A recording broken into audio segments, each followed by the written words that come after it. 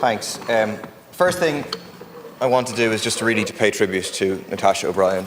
You are an inspirational individual, really inspirational to hundreds of thousands, millions of people across this country.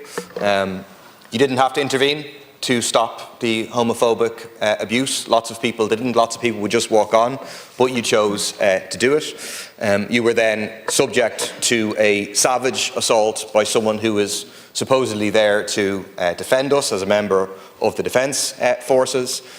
That injustice was then compounded by another massive injustice done by the so-called justice system, refusing to give a prison sentence to the man who did it, and then the patronising words of the judge saying that you should be happy that he had pleaded not guilty.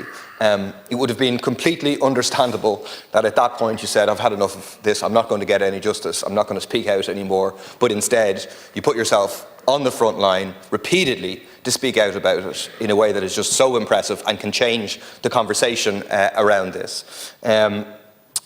We shouldn't have a system where Natasha or Blatned Rally or anyone else feels the need to speak out.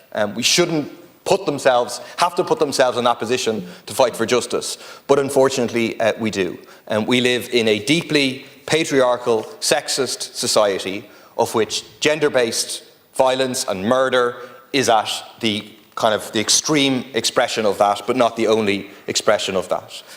This patriarchy has deep roots in our society, that's the truth. Capitalism didn't invent patriarchy, it took it up from feudalism, but then it moulded it to its own purposes in terms of using the free labour of women, predominantly in the home, and the underpaid labour of women in the workplace. It's why we need a movement led by people like Natasha, like Blatned, like many, many others to fight to uproot this sexist and patriarchal society that we have. Final point I want to make is just about the Defence Forces and the Gardaí.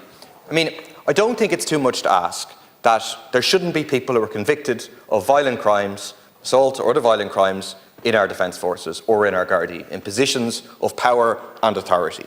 I think that is a very, very simple ask. I think it's bizarre that some people who set themselves up as kind of defenders of the Defence Forces are saying that they're offended by that call being made. That isn't a slur on the vast, vast majority of members of the Defence Forces or any other position of authority who obviously have nothing to do with this whatsoever. It is targeted at those who are responsible. I want to make the point that this also extends to the Guards. I'm aware of a currently serving Guard who was convicted of an assault on December the 11th, 2019, punching someone repeatedly in the face who continues to serve as a member of the Gardaí.